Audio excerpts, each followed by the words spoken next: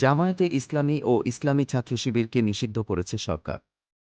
আইনি প্রক্রিয়া শেষে আজ বৃহস্পতিবার বিকেলে এ বিষয়ে প্রজ্ঞাপন জারি করেছে স্বরাষ্ট্র মন্ত্রণালয়। এর মধ্য দিয়ে মুক্তিযুদ্ধের বিরোধিতাকারী দলটির কার্যক্রম নিষিদ্ধ হল। সন্ত্রাসবিরোধী আইনের ১৮ ধারার ক্ষমতা বলে সরকার নির্বাহী আদেশে জামায়াতে ইসলামী, ছাত্র শিবির ও তাদের অন্যান্য অঙ্গসংগঠনকে রাজনৈতিক দল ও সংগঠন হিসেবে নিষিদ্ধ করেছে।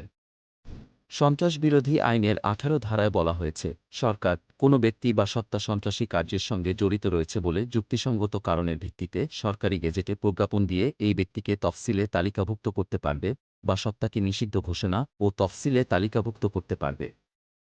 সাইয়েদ আবুল আলা মওদুদীর নেতৃত্বে ১৯৪১ সালে জামায়াত প্রতিষ্ঠার পর থেকে এবার নিয়ে দলটি ৪ বার নিষিদ্ধ হয়েছে।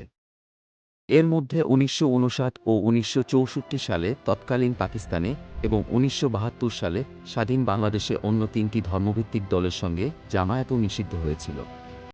পরে প্রয়াত রাষ্ট্রপতি জিয়াউর রহমানের শাসনামলে ১৯৭৯ সালের ২৫শে মে স্বাধীন বাংলাদেশে প্রকাশ্য রাজনীতির সুযোগ পায় জামায়াত। দলটির ছাত্র সংগঠন ইসলামী ছাত্রসংঘ নাম পরিবর্তন করে ইসলামী ছাত্র শিবির নামে আত্মপ্রকাশ করে। জামায়াতে ইসলামীকে নিষিদ্ধের বিষয়ে আইনি মতামত দিয়েছে আইন মন্ত্রণালয়। সেগুলিকে সরকার নিষিদ্ধ ঘোষণা করিল। স্বরাষ্ট্র মন্ত্রণালয়ে ওই মতামত পাঠানোর পর দুপুরে সচিবালয়ে আইনমন্ত্রী আনিসুল হক সাংবাদিকদের বলেন, এগুলো নিষিদ্ধ হওয়ার পর তারা আর এই দলের অধীনে ও এসব নামে রাজনীতি করতে পারবে না। কোটা সংস্কার আন্দোলন ঘিরে সহিংসতার ঘটনায় জামায়াত ও এর ছাত্র সংগঠন ইসলামী ছাত্র শিবিরে জড়িত থাকার অভিযোগ করে আসছিলেন সরকারের মন্ত্রীরা। এমন পরিপ্রেক্ষিতে গত সোমবার আওয়ামী লীগের নেতৃত্বাধীন ১৪ দলীয় সভায় জামায়াত শিবিরকে নিষিদ্ধ করার বিষয়ে একমত হন ওই জোটের শীর্ষ নেতারা। আওয়ামী লীগের সভাপতি ও প্রধানমন্ত্রী শেখ হাসিনার সভাপতিত্বে সেই বৈঠক হয়। জোটের বৈঠকে সিদ্ধান্তের পর এখন সরকারের নির্বাহী আদেশে জামায়াত ও ছাত্র শিবিরকে নিষিদ্ধ করা হল।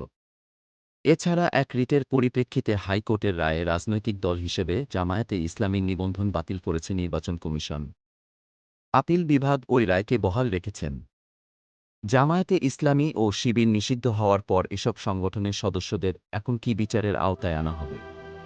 এমন প্রশ্নের জবাবে আইনমন্ত্রী বলেন, বাংলাদেশে আইন আছে। তারা যদি বাংলাদেশের আইনের অধীনে কোনো অপরাধ করেন, তাহলে অবশ্যই বিচার হবে। তবে জামায়াতে ইসলামীর নতুন কর্মী, যারা ১৯৭১ সালের পরে জন্ম নিয়েছেন, তাদের গণহারে বিচার করা হবে না।